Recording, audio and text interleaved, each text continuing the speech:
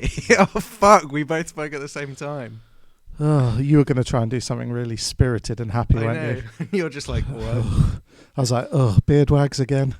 Ugh. I feel like I peaked right there and properly just pissed on the microphone. The micro wombles. Pausing for a second. Pausing. Okay, now we're back. Yeah, he just wanted to check to make sure his noises hadn't ruined the microphone. I felt like it was maybe going to be crackly. Well, because it peaked at the. I mean, I don't know about sound technology. No. Who am I to judge? Well, exactly. Welcome back to BeardWags. Yeah, welcome to BeardWags. Now online. Yeah, we got a website. You can catch us at beardwags.com. That's it. Simple. Beardwags.com. I love it when you say that websites and people are like, don't forget www. Oh, yeah. As if, like, firstly, it doesn't matter if you miss it. And also, I think old people don't realise that websites still work. To those old people, like http://www.beardwags.com. You can find us there. And it's got, at the moment, it's a little bit sort of bare bones. I like that, though. I think it's I wouldn't say minimalist because that sounds twatty. Yeah. But it's all it needs to be. Basically, it's well, no, but what I mean is content-wise, like we haven't written in our blogs yet or anything, so we'll do that eventually. But the reason we've got it is firstly because having a website is cool, and we're cool, and secondly because it gives us the RSS feed we need to host our podcasts and put them on iTunes, which about 2 hours ago I submitted to iTunes for approval, so we should be on iTunes soon. And its approval is in make sure it's a decent file, like to put on. Yeah, I think it's not like, they said cunt, we can't put that online. No, loads of people say cunt on iTunes, so it's fine. I know like 3 people who say cunt. Yeah, so it's fine. So yeah, beardwags.com. And then I think what we wanted to say was we got quite a nice email in our little email box today. Thank you. From Callum Williams. Our little email box. Yeah. Send me a message to my box. Callum Williams just gave us a really sort of nice supportive message, and it's the first one we've had, so we just wanted to say thanks, really. Thank you, Callum. And if anyone else wants to lend us support or give us feedback or criticism or even ask questions. It could be like questions about the podcast or even just questions that you think we might know the answers to. Like, yeah. You could email and say, hey guys, what do you think of this? And then we'll answer it in the podcast. Yeah. Or hey, what do I do about this crusty mess around my bollocks? Yeah, and we've got a lot of experience with that. Well, you look like a crusty mess around the bollocks. Oh, sweetheart. Please, you're making me blush. Come on. Yeah, so email us. What's the email address, Alex? beardwags@gmail.com. That's it, yeah. I thought you were pausing so I could do the rest. Oh, sorry. I thought we were doing like the finishing each other's sentence things. We could do it again. No, it's fine. Whoa. Uh-oh. I don't know if you heard. They probably didn't hear that. My cats are fighting. Awesome. Like mad. I've got a 5 on the white one. Black and white. White, black. They don't need to know. It's an audible medium, Steve. Yeah, exactly. That's my fault. I feel like I should go and check. Pause it. No, you keep talking. I'll be 1 second. All right, well, this gives me a chance then to Stop it. Give a shout out to a couple of people on the interwebs who I chat to quite a bit about Magic the Gathering and drafting and stuff. So big thanks to Jake Stainer, Roy Gorn and Joel Neville. If I said your names wrong, tough. And Jake actually sent me what I think might be the best review we've had for this podcast. And Alex isn't here, so I don't care if he doesn't agree. He said, this is the message I got from him, and I laughed so much. It said, "It sounds great. I started to laugh when you mentioned your dad and Hitler. I think the comedy is just hilarious and keeps me listening to it. And I'm not taking the piss, Jake. That genuinely made me laugh, and I think it's probably the best review for anything ever. So if we eventually get a poster, putting that on it. So thanks, Jake." I agree.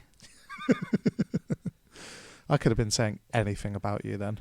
And I was. You were. I was thinking about, I would just go, I just got to check on the cats, and then I leave you here for the next hour just to read things off your phone. And the next review is from John in Slough.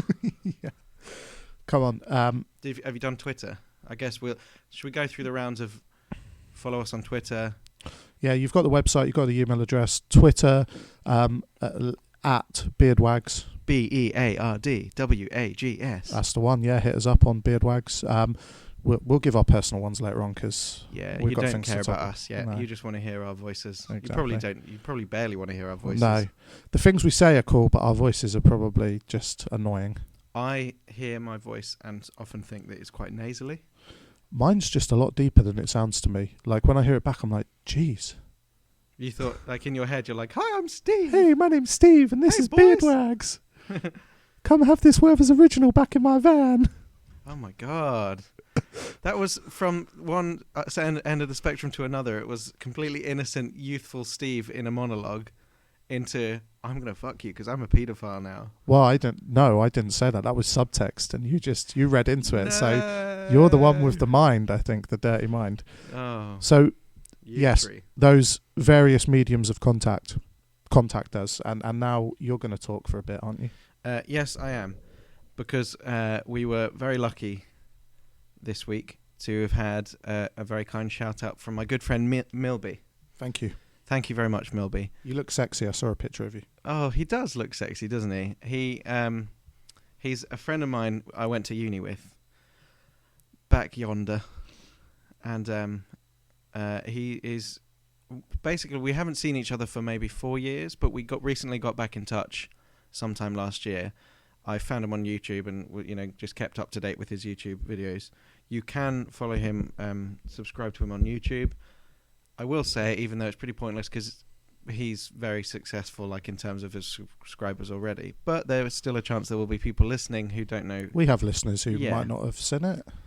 I think you're right. So do you know why I like him even more? It's because he's from Wales. Oh, and so are you? No, I'm not from Wales, well, but I lived there. I lived there for a long old time, and Wales is a big part of my growing up. Well, so you're going back there in a couple of weeks, aren't you?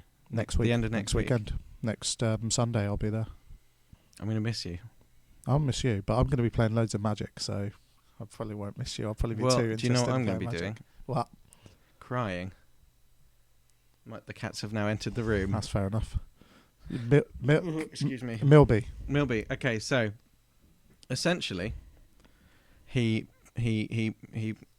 posted a video on YouTube doing his thing as usual, but he dedicated the whole commentary of his video to talking about our podcast. He did. I'd said to him, hey, I hope you don't mind giving a shout out to our podcast. You might enjoy it. It's about the things you enjoy. And what I thought he was just going to say, yeah, sure, here's a tweet and do a tweet because, he's working all the time. He's non-stop recording, gaming, putting them out. He actually did a whole 20-minute video talking about why people should listen to us. It's a good video. It is good, and it was pretty nice of him to do that. Hey, Milby, if you're listening, which I think you are, you should add me to Wii U and we should play Mario Kart. And me. Yeah, I think my name on Wii U is just Gaia Theory, like my Twitter. Like your Twitter. And he follows me on there, so whatever my Twitter handle is, you can find me. And we should play the three of us should play Mario Kart. He is doing this Mario Kart series at the moment. I think Road to 10,000? Yeah, that's the one. It's pretty good. You should check it out. His YouTube name is Milbyfol. But if you just search Milby, he'll come up. So yeah, thanks, mate. Thank you. I promised some people that I would tell some embarrassing uni stories about him. Go on. I don't want to be too inflammatory or defamatory. I think it's defamatory because I'm thinking of inflammatory, like, my inflamed testicles. My vagina is inflamed. Speaking of inflamed, that time you two got caught in the bathroom. Oh yeah, that's the story. No, but this didn't involve Milby actually, but there was a time we went to this house party in our first year, and someone turned up who nobody knew. And we were like, "Who's this weirdo?" and you were such welcoming people. Yeah, no, we didn't. Everyone just Who the fuck's this guy? Fuck you, man! Get out of our party. No, but he no one knew him. He was really drunk. I think he was sort of from the rival university up the road. And he ended up shitting. It sounds like West Side Story. Yeah, I know. And he came in clicking like this. Yeah, he had a dance off. Yeah. But he ended up shitting in someone's shower and then running away. And I don't just mean like a neat little pile of poop on the floor. I remember it was like an anaconda. It was like, how could I imagine? How could I? Well, have a good think about poo. You know Uda from Charlie and the Chocolate Factory. Yes. Imagine if, when he like falls in the lake and he eats all the chocolate. Imagine getting Uda then and dropping him from a great height. And the chocolate splat that would happen. That is what it looked like in the bathroom. It was over the walls, and it was disgusting. But that didn't involve Milby. The story that did involve Milby isn't actually embarrassing. It's actually quite endearing. Go on. The one I'm going for is we were out, as we tended to go on a night out. You crazy uni students. I know, yeah. Once or twice we had a few shandies. Did you? So it was one of the many occasions we went out, and Milby, bless him, has always been the one who sort of got people in the mood to go out. Like, he was always up for it. Like, any time you said to him, "I'm up for doing something like this," he would. I don't think there were any times where he'd say, "Nah, man, I'm not up for it." He'd just go for it. And then there was one night what happened is there was a group of about 4 of us. We'd always go out together and end up sort of splitting up throughout the night, not on purpose, but we'd end up at a club or a bar and just go off in our own directions and meet up at the end. Wacky adventures, exactly. And then we'd come back. And there was one time where it was the 3 of us, Luke and Alex, another Alex, and me. Yeah, I got that. You don't refer to yourself in the third person. Alex is not. It's one time when Alex and his friends went out drinking. Well, we yeah, and then it was the 3 of us. We met up at the end. We were like, "Hey, where's Milby?"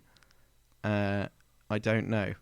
None of us had seen him. Oh. And we were like, "Oh, he probably just went home early. He probably left early, or he's like met some other friends, or sure, or he's gone his own way." So we went home, and he he wasn't there. Like, we were like, "Oh, that's weird." So thinking he'd like got lucky or something, and I think we'd stayed up for a bit. I mean, you'd get home from a night out and you'd like stay up with another drink or something, just chatting. No, I really don't know that, but I'll humour it. Yeah, I remember that. Well, that's what we did sometimes. And then it ended up, we'd just forgotten that Milby wasn't there because we thought, oh, he's somewhere else. We won't worry about it anymore. What part of this story is meant to be endearing? You were all so pissed. You were like, fuck that guy. Fuck that guy. Who cares where he is? Face down in the river, he's not maybe. Come back. Let's just pack up his room and move him out. But what happened was he got back at about, I think it must have been about 5 in the morning. And we were like, what happened, man? Where were you? He was like, and he said, well, I was walking home and then I found a fox and I followed it. And we were like, okay, but like, what, like just down the road and then came back? He's like, no, I followed it for a good hour. And he ended up like climbing, I think he was climbing through some undergrowth and up onto a bridge. In my head, it's like the What Did the Fox Say music video. Yeah. He's just stumbled across them dancing in the woods. Well, Milby was always, when he was drunk, he was always full of wonder and like with just brightness in his eyes, like, let's do this. So I think as soon as he got the idea of let's follow this fox, he went for it. I don't know if he's listening, if you're listening, Milby. I don't know if you remember it, but I distinctly remember you coming home and saying, sorry, I'm late, guys. I've been following a fox all night. I remember reading a headline back then that said, man from Bath University bums a fox. Oh, it was actually Bath Spa. Oh, sorry. What a snobby thing to say. Bath.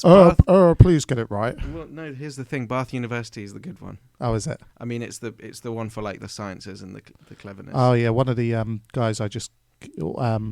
someone at work, her son wants to go there, I think. Do it, man. Yeah, she doesn't listen. She doesn't like swearing. What a bitch. Yeah. No, I'm sure she's very nice. She is very sweet. Oh, well... That's a cool story, though. I like the idea that he just had, like...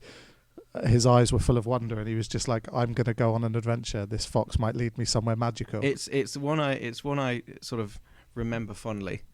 Along with the other one where it was another time after a night out, I'd gone up to bed and then his room was below mine and I woke up hearing this bzzz and I was like, that's weird. I went down to check and it was drunk Milby in the bathroom shaving his head. He just got fed up with having hair, so he just... And I think he still has a shaved head now, and it looks cool. It was the most risky but ultimately good drunk decision ever made. Like the opposite of the drunk decision my parents had to... Birth me. Yeah. My mum often actually, she calls me the abortion she never had. She My doesn't. the thing is, my mum says you're the abortion I did have, and you still clung on, you dirty bastard. Clung on. What do you mean? Like, Like- how do you imagine abortions work? With a Hoover. One of those Ghostbusters ones. Yeah, then you throw the trap in like to catch it. Or get a net, like at the other, when it comes out and you catch it in a net. And now, if anyone says I'm not a doctor, they've just got the proof that I can do medical procedures. Yeah. From abortions to... No, that's pretty much it. So thanks. Yeah, Thanks, thank you. Milby. That was awesome. And I after sort of seeing that, I sat and watched a bunch of your videos, and I think I tweeted you earlier and said, I really want to play Don't Starve Together, but I don't want to pay for it because I'm going to get a free upgrade. But after watching your videos, I'm really tempted to just pay for it anyway, even though I've already got it technically. I mean, that's what Milby knows a good game. He actually... there was one, I can't remember what it's called, but he played it a lot at uni, and it was where you have to... you roll. It's a Japanese game, and you roll around in a ball collecting bits of the world, and you end up getting bigger and bigger and bigger. Katamari, it's called. Is that it? Something like Oh My Katamari, yeah. And you collect crap as you roll around. Yeah. And it's just like he knew, like, I think he appreciated that for the art of it and the way it looked. And it's a very arty game. Innovative ideas that it was. Don't Starve's a brilliant game. I got into that ages ago, and now I'm looking forward to being able to play it with other people, because that's the thing it's been missing. Yeah. Great game. Well, I haven't played it. We should. Yeah. I'll show. Next time you come round to the flat, I'll put it on and show you what it's like. It's kind of like Minecraft, but with sort of 2D animation and better. Oh yeah, no. Actually, I think I may have played it. Oh no, no. There's a 2D version of Minecraft that's very similar called Terraria. That's what I'm thinking of. Yeah, I think I've dabbled in that once, but I didn't get into it. Milby does something that I've always aspired to doing, which is just doing streams and being able to like stream stuff quite a bit, you know. Yeah. Although I do sort of a mixture of video games and board games. I'd love to be able to stream like a game of Zombicide or D&D or Magic or something. You know, that's the aim. After my birthday, when I've got a bit of money, I'm going to invest in some streaming gear. Oh, cool. That would be good. So we look out for the BeardWags stream. Yeah, and I think what would be cool is, I mean, a lot of people do it, I'm sure, anyway. But we could have a series of special episodes where we could get a bunch of us to play maybe a monthly round of a D&D game. Yep. Because I think in this format it would work really well. Yeah. So yeah, that's it. That's all I got on Milby for now. Sweet. Anything I'm willing to divulge for now, at least. That's it. Yeah, maybe when we record an episode drunk, you'll be willing to talk about anything. I wonder what I can remember. I'll dig in the old memory bank. Yeah, no one I know's really given me a shout out, so I can't tell any embarrassing stories about them. I guess that, I mean, a lot of people you know from the store, and also I think just in general, have been pretty supportive over Twitter and Facebook. Yeah, most of my friends I think are you were pretty just cool. doing a shout out when I was messing with the cats. Yeah, shout out to a couple of people that are in like a Facebook chat group, and we just kind of talk about Magic and stuff. And two of them are actually quite young. I think they're both 16. But Jake, who I gave us the best review I've ever read. Was that the about the Nazi dad thing? Yeah. He is a very sort of good Magic player. I mean, I'm sure there are competitive people out there who would say none of us really are that good, but in our little group we have fun playing Magic, and that's what it's about, isn't it? Really? Yeah. And he's a cool kid. It's he's 16 and he's funny, and he listens to the podcast, and he quite often when he listens he drops me messages saying how funny he thought it was. And he said last night that he was listening to it at school, and he brought up the 50 Shades of Grey thing. And it kicked up like a massive debate amongst him and all his school friends really about nice it. one, man. Yeah, that's what it's for. I like inflaming Fuck discussion. the system. Yeah, burn down your school. No, don't do that. He was like, I listened to it in ICT. I was like, shouldn't you be like working? Yeah, you dosser. Yeah. So his GCSE said he's going to be sat there doing his GCSEs. What's his name and what's his full name and his school? I'm going to phone up his headmaster. Yeah. Just kidding, man. Thanks for listening. Yeah, we appreciate that. Let's talk about. Well, is there anything like? How are you? I've just been talking about myself. Well, you know I haven't been well. No, you've had some troubles. I've been off work for a while. I haven't been sleeping, and they've given me this machine, and it's jarring trying to sleep with a mask strapped to your face. You can't get used to it. It's out of my comfort zone, and I'm very. Is it like a respirator mask? It's like it goes all over your head. It's no way. strapped to the back of my head. Like cool. It's not cool. But you're like, when Gotham is in ashes. When Gotham is ashes, you have my permission to die. Then you have my permission to sleep. Yeah. As you know, I don't sleep well. And I'm sure a few people listening know that I don't sleep well. So I have to actually get any sleep, I have to be very comfortable. It has to be dark and it has to be quiet. Like any noise at all just instantly wakes me up. And I can listen to music, but I have to turn it off before I try and sleep. And I can't fall asleep with the telly on and stuff like that. Do you have earplugs? Yeah, but they don't work. I've tried all sorts of different stuff. But yeah, I'm not going to stop using it because it's uncomfortable. Because when I went into the hospital, they told me that I stop breathing 48 times an hour at night when I'm asleep, which is why I never get proper. Apparently, there's like layers of sleep. So you have like your first layer when you're falling asleep, and then you go into a deep sleep, which is where you get your rest. Yeah, I never get there because I just keep waking up. So even when I do sleep, I never rest, and it feels like now though at least the hospital are recognising it as an issue, and I think my work are starting to realise that it's causing me medical problems. So they're being quite supportive as well. So I haven't been good, but there are worse things that could happen, I'm sure. Yeah, and like you're focusing now on getting better, so it's not like you're like cowering in a corner naked, going, "I'm so poorly." No, you're trying to. Yeah, I spent most of the week sleeping, trying to catch up, and I actually managed to get some. So I mean, I'm still rough, and we'll see what happens tonight. But well, you can always share my bed. What about Charlie?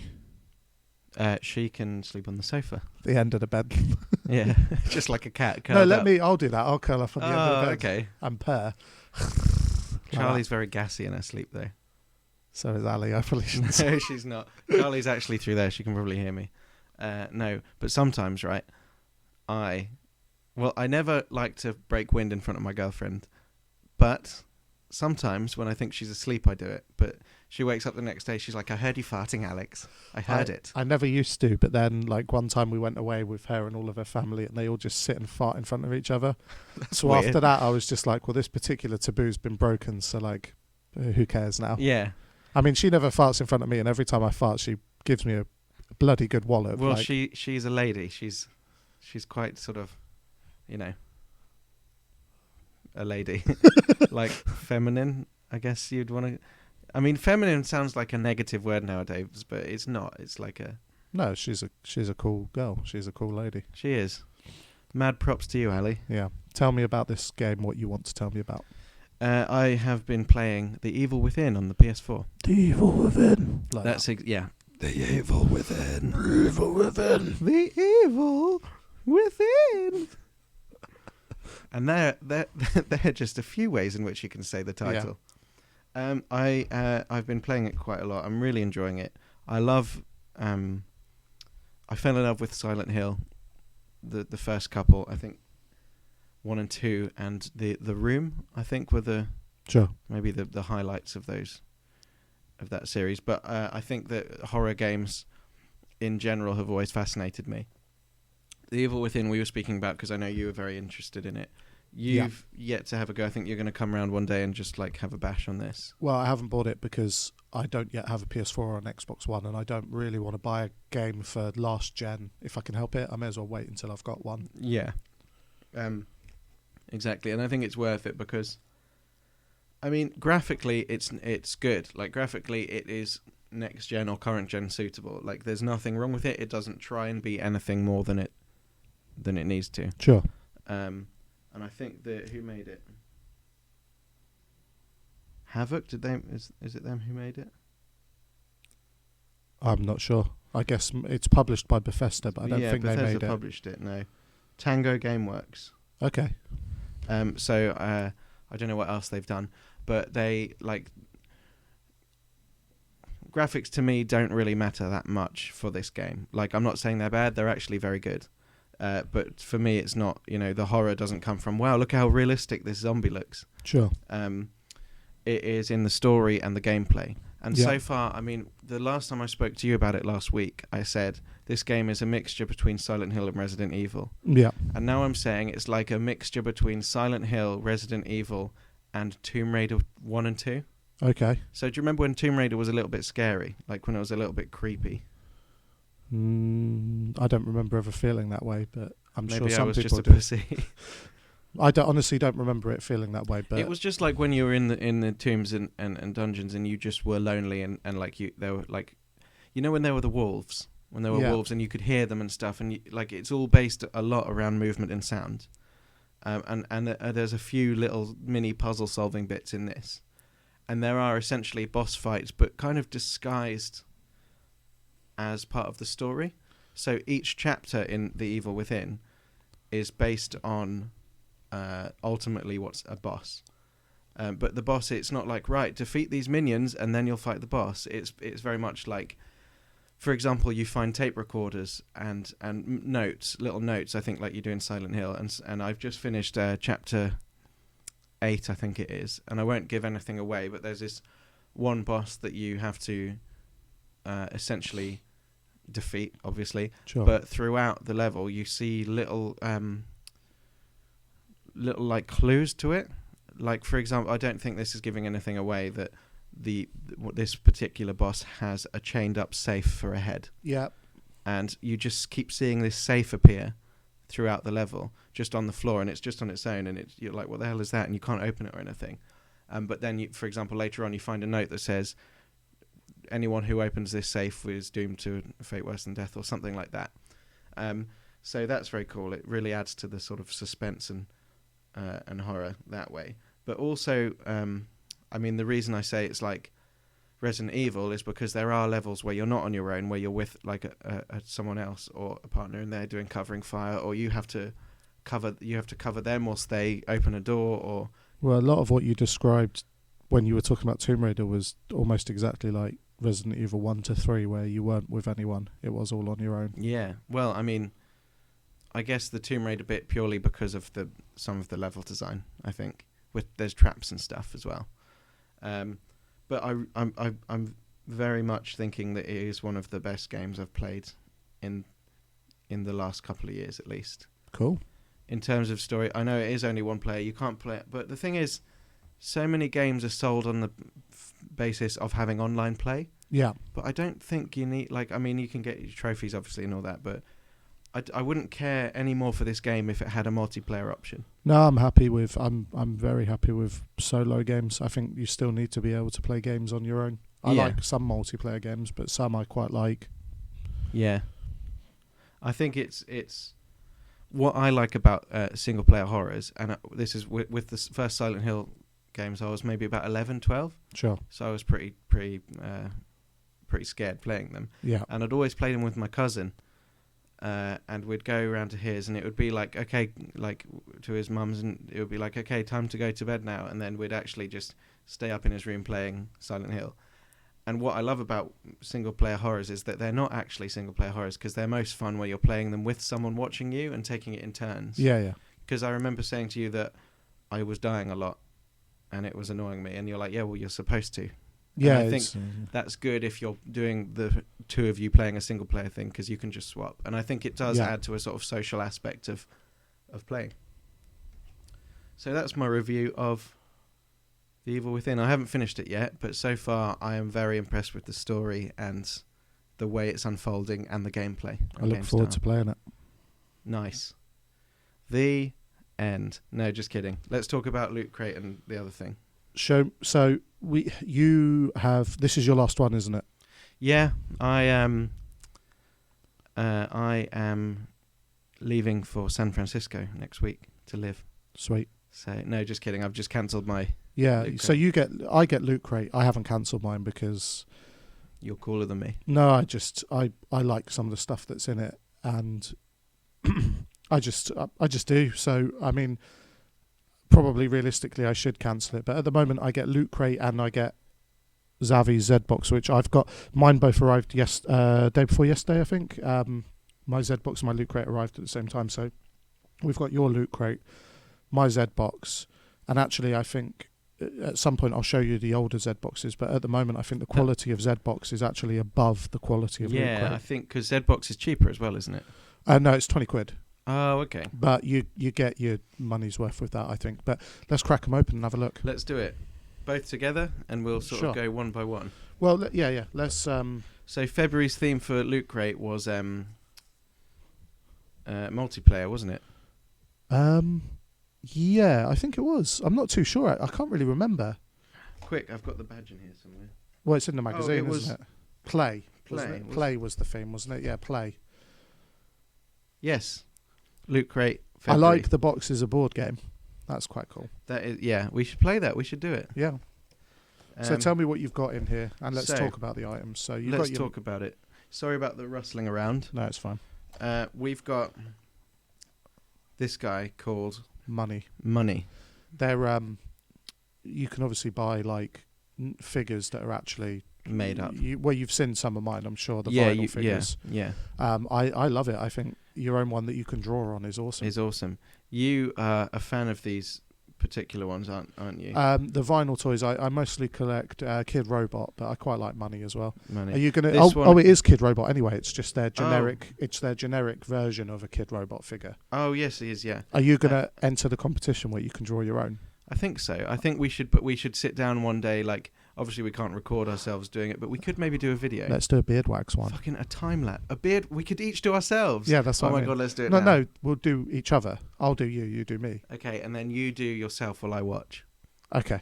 Okay. Done deal. So I like that. That's a good item. I'm happy with that. That's pretty cool. That's a good one. I like it too. Excuse me. Thought I was going to sneeze, but I didn't. Super Fight the Loot Crate deck. I haven't looked at it, but I like Skybound. Skybound is the company that make it. Well, they're the company that were founded by Robert Kirkman, who created The Walking Dead. Oh, really? Yeah, it's his company. That's cool. So this is I really like this idea. This is obviously just a card game. It's a 100-card version of the viral card game Super Fight, designed exclusively for Loot Crate by Skybound. Mm-hmm. Well, the game wasn't designed exclusively for Loot Crate, but this 100-card deck was. Yes, it was, yeah. And these cards are exclusive to the Loot Crate thing. And essentially, I think what you have to do is... I keep saying essentially this episode. I think that's my new buzzword. I hate it. I'm going to listen to it and then... You have to fight with them, don't you, I think? Is that the point? You create hilarious fighters with these cards, then argue over who would win in a fight between them. It's a bit sort of like Cards Against Humanity, but superhero style. Pretty much. And I've got a game called Bucket of Doom, which I think I mentioned before, and you basically have cards for equipment and weapons and stuff, and then someone draws a card that says the world is ending by a huge volcano eruption.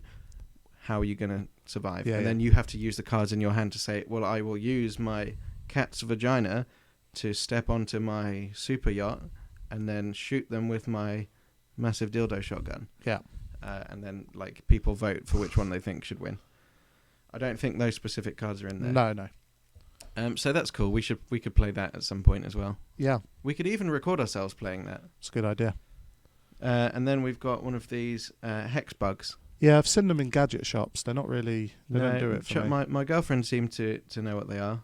I've seen them. I know what they are. I don't know if they're something I would have bought myself, which I guess is the point of Loot Crate, but it's not...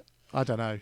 I might give it to my little brother. It's a cool little like knick-knack. I'm going to keep it in the box because like you've got your little brother, I've got a godson who's young who I might give it to. Yeah, that's a good idea. So we've got that. We've also got these two dice. Rock, paper, scissors dice. I like it. It's clever. I couldn't work it out at first until I looked at all the sides. I was counting them going, hang on a sec, they've only got 2, 4, whatever on here. Yeah. So it is just like you've got your paper, you've got your hand. They are hand gestures. They're not even pictures of the items. No, they're hand gestures. Which I think is lazy. No, I'm just kidding. It's quite cool. That's cool. I like that. Yeah, so that's a nice little thing. They come in a little pouch. Little poster of Pac-Man, isn't there, I think? Poster of a deconstructed Pac-Man game cartridge. Yeah, which is I like it. It's a cool. It's cool. What we'll do is we'll take a picture of it and put it on our website or Twitter page. And this is the thing that excited me most, because you actually recommended me this book. Such a good book. And I thought, hang on, Steve was going to lend me this book, and I've actually got it there. But you can have yours back now because I've got my own. Thank you. I am going to read it. This is going to be the next thing I read. That's the third copy of the book I've now got. Really? I've got the original large printing, which is like hardback size, but not hardback, which was the original print run.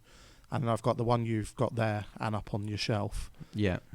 One thing I've noticed, though, is the American paper stock seems quite low quality compared to the British version. Yeah, I don't know if is it the all the pages or just the No, it's all of it feels different. The quality feels different. Bloody Yanks. But it's do you know what? A job. Fucking hell. I'm not glad it's in there for me because I've already got it, but I'm glad it's in there for other people because it's such a good book, and they're making a film out of it as well. So are they really? I was thinking, I was reading the blurb, and based on what you told me about it as well, I was thinking this would be an awesome movie. Yeah, it's funny because I joined a book club recently, and nerd. That's rich. And everyone has to pick when they host it. They have to pick their own book, and that's I think Ready Player One's the one I'm going to pick for everyone to read. That's a good idea. Don't forget your money. Young money. So do you want to have a look at this? So what do we think of this month's Loot Crate? Do you know what? Go on. It nearly convinced me to not cancel. Yeah. The only reason I cancel is because I think I could get on without the thing. Like, yeah. I'm not interested enough in the contents of my previous Loot Crates to merit spending more on it. The way I see it, I've got some good stuff out of it and good value for money, but some of the boxes are more boxes than you should be disappointed with. I am disappointed with. Yeah, so to justify spending more. Yeah, I get that. I mean, a couple of the recent ones have been a bit sort of. The ones over sort of November, December were a bit lacking. I'll tell you, like, it may seem a bit stupid, but I prefer them when they've got T-shirts in, because I'm like, sweet, another T-shirt. I haven't got any T-shirts that I go, this is my new favourite T-shirt. See, I like the T-shirts, although the Halloween one, the cat skull was pants. I don't think I'll ever wear that. Yeah, that was like, if you were a 16-year-old emo. Yeah, the Voltron T-shirt was awesome. Yeah, but actually, the Z-BOX has given me better T-shirts than the Loot Crate. Like Z-BOX. Did you get a T-shirt in this one? I did, yeah. Oh. But in Z-BOX, I've had like a Guardians of the Galaxy T-shirt, a really cool Star Wars T-shirt, and this month's one's pretty cool. So let's have a look at Z-BOX. Let's do it, man. Last month's Z-BOX was really cool. It came with like a Groot minifigure and some cool stuff. But this month's theme was the undead. Oh. Which nearly made, because this one isn't subscription, you can just buy it. Oh, really? You don't know what's going to be in it. You know the theme. It's limited to 3,000 and you just buy it. And if you buy it, it's yours sort of thing. And you only know the theme. And I nearly didn't because I'm a bit bored of the undead. Do you know, I'm going to do this next month. Yeah? Yeah.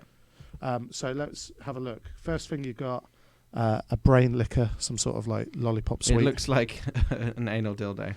Yes. A United Kingdom zombie hunting permit to stick on your car. That's pretty cool, actually. Will Ali let you put that in hers? Doubtful. Like a brand new car. You can put it in mine. Sweet. No, because you just want it. Yeah. Some zombie socks. Oh, they're quite cool, actually. They're quirky. I do like this is sad to prove that we're getting older, but I really like a pair of socks. Yeah. Some zombie badges. Oh, cool. So you can wear them with your 16-year-old emo T-shirt. Yeah, a Walking Dead Mini-Mates pack. Oh, that's quite nice. I got the Governor and Bruce. And do you know what? I like this because I already collect these. And I didn't have these ones, so I'm happy with that. Oh, Mini-Mates nice. is cool. And it's a good little display pack as well. Yeah. I collect the Walking Dead McFarlane comic book figures. Oh, yeah. Not the ones based on the TV show, but the comic book. You've been into the comic series for a long time. Yeah. And here we go, a Zombies, a Living History Channel DVD. Do you know what I don't like about the History Channel now? It's not history. It's not history. They do a lot of speculative TV programming. I fucking love an alien documentary. Oh, God. But yeah, they do like UFO history. hunters and stuff. I'd rather they had like it's sci-fi, isn't it, the other channel? But that's just... Well, I think I'm sure I read, and I could be wrong, that someone has, like, the History Channel's been passed hands and there's a new person in charge, and he sort of said, we need to get back onto making actual history. shows rather than speculative. That's a good idea. Because it's the wrong label. I'm with him. History. Let's get him on the podcast, Steve. And this, a record. That's cool. From the Fog. A real one. Yeah, it's a real one. Yeah, it looks like a toy. It's from John Carpenter's The Fog. Side A has Theme from The Fog, and Side B has Ghost Story. That is very cool. And it's a Z-BOX exclusive mini record that is green, and I think that's pretty cool. It is. That is I've maybe got a deal a few breaker. records as well. So. Oh, wicked. And then the T-shirt, which is just some zombie artwork, but it's exclusive, so it's. I kind of like that. I think it's pretty cool. I'd wear it. Is it Walking Dead or? No, it's just a generic zombie theme, but yeah, it's pretty cool. Do you know what the next theme is yet? Retro, I think. Oh, so you're going to be looking at retro games and stuff. Like, I tell you what I'll do. I'll next time you're around at the flat, I'll show you all the past ones because they are pretty cool. Okay. Can we just have a quick pause because I just want to test the levels again? Yeah, go on. Okay, we're back. So that was Z-BOX and LootCrate, and I think I prefer LootCrate this month to Z-BOX. But in the past, I think Z-BOX have been beating LootCrate for me. Okay. Yeah, I think your last Z-BOX as well was pretty good. I mean, LootCrate, I don't regret cancelling. No. I might uncancel and resubscribe in, sometime later on. I'll still keep up with what the boxes are going to be. Yeah. And if there's something I think, I really want this, then I'll sign up. But thanks for the memories, LootCrate. I don't need you right now. I do, however, so thank you. There we go. That was fun. That was good. I believe we're on to... I mean, what should we talk about now? Well, shall we talk about Whiplash?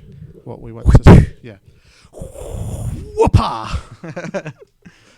There's a bit of a Friends reference there. Did you like that? We just shared some eye contact, both of us thinking, I hope people think we're funny.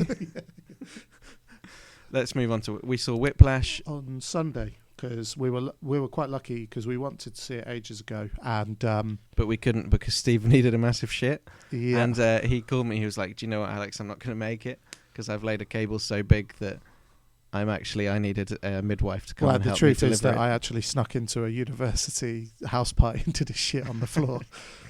Went back in time to 2008 and did it. Yeah.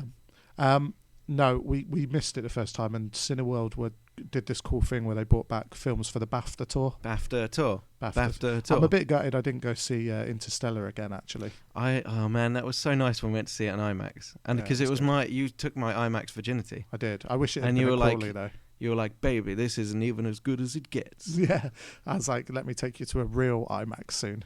Let's go and see. I guess what's coming out next, which will begin in IMAX. Avengers: Age of Ultron in Crawley. May. Yeah, we'll book tickets for that.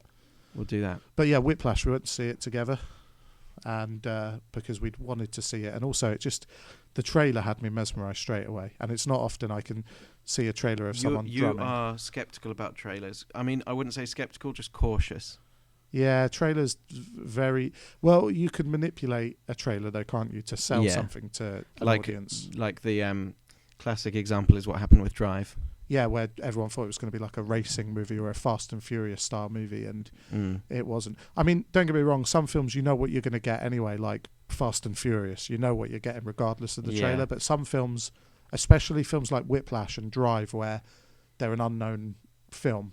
Like, you don't really know what it's about. When I watched the trailer for Pink Pussy Lips 4, I thought it was going to be an 18th century period drama. Yeah. But it ended up just being horrific porn. Ugh. Just mess. Yeah. Mess everywhere. I'm sorry, did I kill the mood? Yeah. Well, I lost my boner. You're crying now. Oh, no. Why are you crying? Yeah, no, I trailers and posters just... I'm irritable, I think. They just... bug me sometimes, like the Age of Ultron poster for the new Avengers film. I just saw it and thought, it just looks like the old Avengers poster. They're not even standing together, they're just superimposed together, and every single Marvel poster is just the characters staring off into the distance. This is what I would have done for the Avengers poster, and you may think it's good or bad, but you may probably more likely are going to say that's the reason you're not head of marketing at Marvel. Yeah. But what would have been cool is silhouettes of all the Avengers with puppet strings coming off them, and then Ultron's hand above them all. That could have been cool. Because the whole lead up in the teasers and trailers was about it got no strings to hold me down, strings, yeah. and that he sort of ends up being the puppeteer. And I don't know why they didn't. I guess maybe they thought, oh, it's too obvious. All their posters are the same. Yeah, it's characters staring off into the distance with something really spurious in the background. Apart from Ant-Man, which they need to push, they need the marketing for that. Yeah, I guess they need that marketing, so they go, right, let's do a clever poster for Ant-Man. Yeah. Avengers, we don't need to. No. They could have just put a picture of Chris Evans' gaping asshole, and everyone would have gone, oh, that's awesome, man. Yeah. A dog turd with an Avengers flag coming out of it, and some dopey cunt would have said it's the best poster ever made. But it would be quite controversial. I'm sceptical with trailers, but Whiplash had me mesmerised, and I really wanted to see it, and we did. Oh, man, and it was mesmerising, like, the whole way through. Not only, like, this makes it sound cheesy, but you are tapping your toe the whole way through. Like, it's so focused on rhythm, obviously because he's a drummer, and it's about jazz music.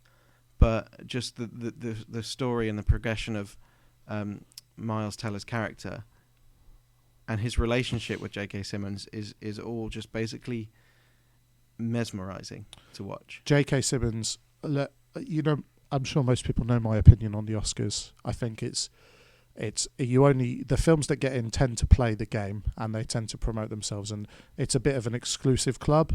Yeah. But J.K. Simmons really did deserve that Best Supporting Actor Oscar. Definitely. Like, without a doubt. Before I'd seen it, I was thinking Ed Norton for Best Supporting Actor, but then J.K. Simmons knocked it out of the park. J.K. I've always liked J.K. Simmons. I wonder if he's related to J.K. Rowling. Well, no, because it's the same. Oh, yeah. I've liked him for a long time, and I know what people will probably say, well, they're not even great movies, but even in Spider-Man, where he was the head of the newspaper, he was just great as like Peter Parker's boss and stuff. He's just good... I mean, if I don't really care for the rebooted Spider-Man franchise, but I would have loved it a lot. The older ones, yeah. Yeah, but what I'm saying is I would have loved it a lot more if they'd have recast him as J. Jonah Jameson. Yeah, I can see why they didn't, but he was great as J. Jonah Jameson, yeah. And he was great in this movie. When he was like, get me pictures of Kirsten Dunst's tits. Do you not remember that bit? Moving on. He did, because, do you remember that scene where like her nipples were out? No. It was in the rain when they did the upside down kiss. I don't know that I was looking at her breasts, to be honest. Well, then you missed out. Kirsten Dunst looks like a haggard old ball bag, so I doubt I was looking at her. She could be listening, Steve. Good. Let's get her on the show. Get in touch, Kirsten. No, but like, I wasn't saying I was like a teenage boy, like, oh, look at them titties. I bet you were pounding your sausage whilst you were watching it. Well, yeah, to Tobey Maguire. No, but it was just like, it was big. It was a big thing at the time. Oh no, look, Kirsten Dunst's clothes have gone see-through. I don't remember it, but I'll show take you a your word for it. Thank you. Well, I'll probably see it next time I watch those films. We should rewatch them. Spider-Man 2, is that what you're going to say? I was about to say, I still think Spider-Man 2 is the best superhero movie ever. And I don't care what you say about the Avengers or any of the new stuff. Spider-Man 2 is still the best superhero movie. I think purely because of Alfred Molina as well. Well, it's perfectly structured. It has a relatable villain. As you say, Alfred Molina he brings the right weight to Dr. Octopus, who that end scene where he regrets everything and dies just is where he's dying, but he's full of remorse. He takes the power generator. Yeah, he kills him. He sacrifices himself, and in a way, he's a hero. And it just, what a movie. Anyway, back to Whiplash. Back to Whiplash. Congratulations, J.K. Simmons. Congratulations on the Oscar for best adapted screenplay. Was it? Yes. Yeah. And sound editing, which was just a given. Yeah, I think. Yeah. Man, like we're both drummers. Probably you more than me. I haven't. Well, I mean, you appreciate it as music. I wish I did still drum, but no, I don't. But it was just, it was so like satisfying to watch, listen to, and everything about it was awesome. Great movie. Should we? Because you got some educating Alex about it, haven't you? Yeah, but I've got it here. Yeah, but that's what I was going to say. Should we move on to that?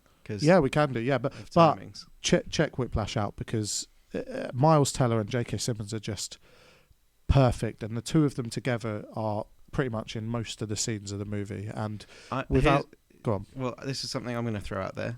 We can't talk about 50 Shades of Grey all the time. No.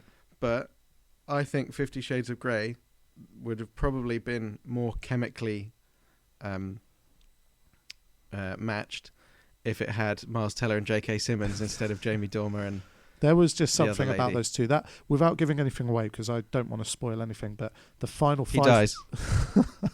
the final 5 minutes of the film are quite possibly, and I don't say this without measuring it before I say it, 5 of the best minutes of cinema I've ever watched. Or maybe even it's maybe about 10 minutes. 10 minutes even, but the closing is electrifying. Like the most perfect ending to a movie I've ever seen.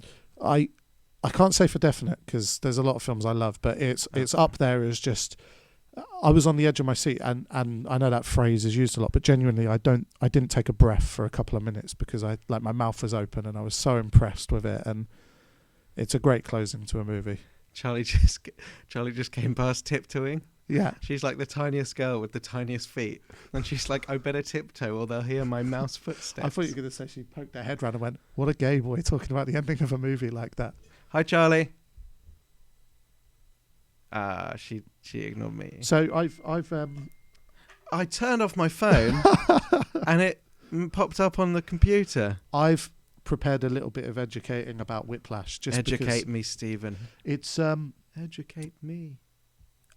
I got most of this from IMDb and a few other places where I just sort of Googled Whiplash and came up with some stuff. So Miles Teller is in every single scene. Cool. Every single scene. He was already a drummer, but he took 4-hour lessons 3 days a week to get up to scratch with it. J.K. Simmons used to play piano, but retook lessons for the film. J.K. Simmons cracked 2 ribs during the fight scene. So that was pretty good. The director, when Miles Teller was doing his drumming, he wouldn't call cut, so he would just keep drumming until he exhausted himself. That is awesome. It was filmed in 24 days. It started out as a short movie because the director couldn't get the funding. So he filmed what he could as a short movie, and it ended up winning the Short Film Jury Award at Sundance. And then well done. Subsequently got the funding it needed to make the movie. That's a really good story. I mean, that is a really pure story of how a filmmaker is progressing successfully. Good way to go. Yeah. It was shot in 24 days. So that is wow. Film. I realise I've been reacting to most of this stuff with facial expressions. It was shot, edited, and submitted to Sundance, the full film, in 10 weeks. Wow. So it's pretty impressive, I'd say. What's the director's name? I've completely forgotten the name. I wonder if he edited it as well, or I'd imagine he was involved in some way. Yeah. It was because a lot of Sundance editors, I guess, a lot of short film editors who go on to make feature films will edit their own movies, like Kevin Smith, for example. Kevin Smith's involved, isn't he? Well, he edits most of his own films. Him and Scott Mosier, isn't it? Yeah. I'd imagine he was involved. But I'm sure he had some help as well. Director is, it's not loading, but yeah, so 10 weeks to film and edit it and everything, which is just Damien Chazelle I've got here. Damien Chisel. Yeah, he wrote it and directed it. And there was a visual double used for Teller for some of the drumming scenes, but... Oh, can I get... No. Go on. I was going to say, I think if this is something you educated me on in the car, yeah, it's me remembering what you told me. Okay. Did Miles Teller, the drumming you see, was that 40% Miles Teller? 40% of the official soundtrack is Miles Teller. Oh, that was it. The soundtrack. The drumming that's in the movie apparently is all pre-recorded by Miles Teller, and then they just used a double for some scenes. Although okay. At some points, Miles Teller drummed so much that he actually bled. Yeah. And got blisters, and you can see that on his sticks in the film. Because there's pretty I guess a motif in the movie is the bloody drumsticks. Yeah. And his bloody hands, and a lot of that I didn't know, but is real blood. And the last bit I've got here, which interested me, is there's a bit in it quite early on where J.K. Simmons slaps Miles Teller's a bit, or yes. Fletcher slaps Andrew a little bit. When he's like, "You crying? Are you one of these single tear people?" And they rehearsed that with miming, And then for the take that's actually in the film, they agreed that they would do real slaps. So those slaps are real, and that's what made it into the film. So he's actually getting hit and crying. Oh, brilliant. So that's sort of it, but there's a few little bits about Whiplash for people that didn't know. That is, I mean, what you've told me there is just real dedication to filmmaking, both in terms of acting, writing, Oh, definitely. Movie production, soundtrack. It's all the right recipe for just a winner, which it was. Yeah, I can't wait to watch it again. That's normally how I judge how good a movie is that I want to see it straight away. That's same. I say if it's a film, I'm going to buy the Blu-ray of. Oh, see, I buy Blu-rays for pretty much anything. But you bought the Pink Pussy Lips series Blu-ray. Only for you, for your birthday. I just enjoyed watching them so much. My birthday's not till January. If you buy me birthday presents now, you're weird. No, I bought them for you in December for this coming birthday, but I enjoyed them so much I couldn't give them They were too moist with cum for you to give to me. You disgust me. You say cum all the time. When? Just now. No. Oh, yeah. That was me. Go see Whiplash. Do it. Well, maybe not in the cinema, but check it out when it comes out. Oh, yeah. I would recommend buying it. Yeah. 10 out of 10. Hell yes. Let's wrap it up. Yeah, thanks for listening. Thank you for listening to our voices. As usual, we said it at the beginning, but feedback is appreciated. Questions, queries, anything, email us at beardwags@gmail.com. BeardWags @gmail.com. I think we don't need to spell it anymore. No. And then Twitter is go on. @BeardWags. BeardWags. Yeah, you get it. I mean, if you're listening to this, actually, the logo's on the logo's like prominently displayed. So. And if you don't know how to spell the logo, I'm just messing. And look, you can find us personally as well. You can find Alex at LexFan, which is LEXFARN. You can find Steve at Gaia Theory, which is GAIATHEORY. Spot on. That's where you can find us. So thanks very much for listening. Thank you. I don't know when we'll be back, but we've got some things we didn't talk about this time, which we're looking forward to talking about next time. Thank you very much. Peace out, y'all. Goodbye. All right. Oh, I need to turn it off now. Bye. All right.